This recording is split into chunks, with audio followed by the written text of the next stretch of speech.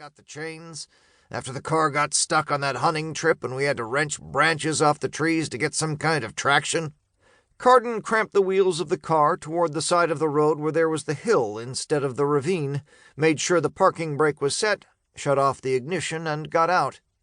He stretched his cramped limbs, drew in a deep breath, was surprised to smell a faint geranium-like odor, and found himself lying on his back in a cool, dark place, able to sense the position of his body, but unable to move.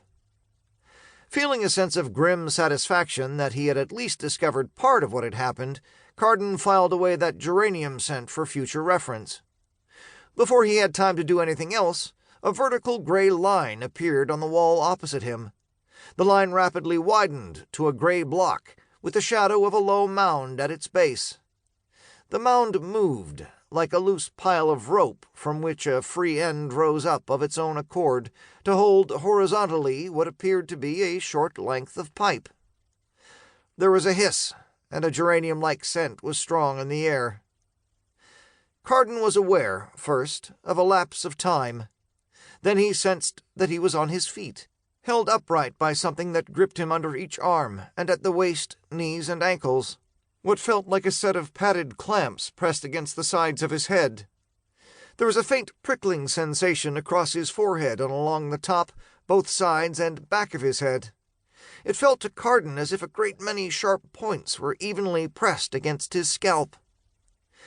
Directly behind him there was a conversation going on that he couldn't quite get into focus, while somewhere in front of him and off to his left there was a sound of splashing. Carden cautiously tried to move his limbs, and got no response. He mentally summarized what he knew of his situation, and discovered that all he knew was that he was unable to move, and was in a dark, cool place where he had seen a shadow that made no sense, and now heard various sounds that added up to nothing familiar. He wished to get out of this place, but paralyzed from head to foot, how was he to do it?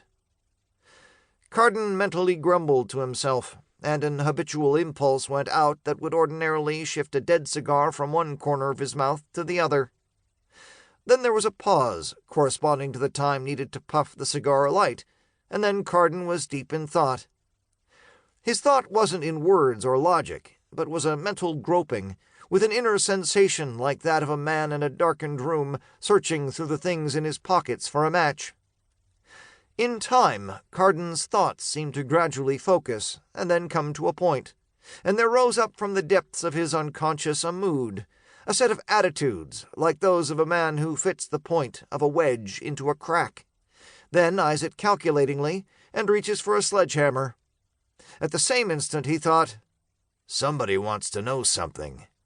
With this thought, impulses started out along certain nerves that would ordinarily slightly narrow his eyes and adjust the cigar between his clamped teeth at a certain specific angle that produced, in even his most pugnacious associates, a twinge of foreboding, followed by a state of maximum alertness. Then he became aware of an odd effect that had been going on for some time without his being conscious of it.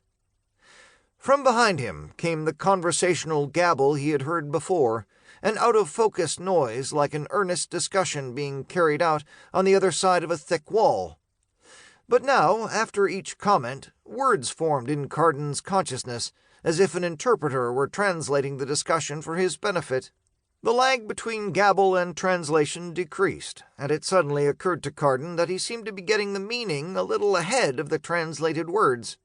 He listened carefully and heard, "How does that show up on your dwell meter now?"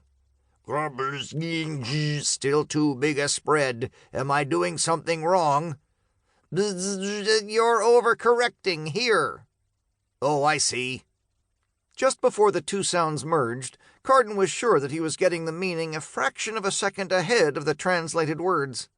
It seemed first a meaning came to him, and then a part of his own mind translated the meaning into words. He puzzled over this, which seemed to be a kind of electronic telepathy. Behind him, one of the voices said, "Higher, we don't want to unblock that far down." "Here?" "A little radially. There." There was a stinging pain, as if a spark had landed between Carden's shoulders and expanded in a puff.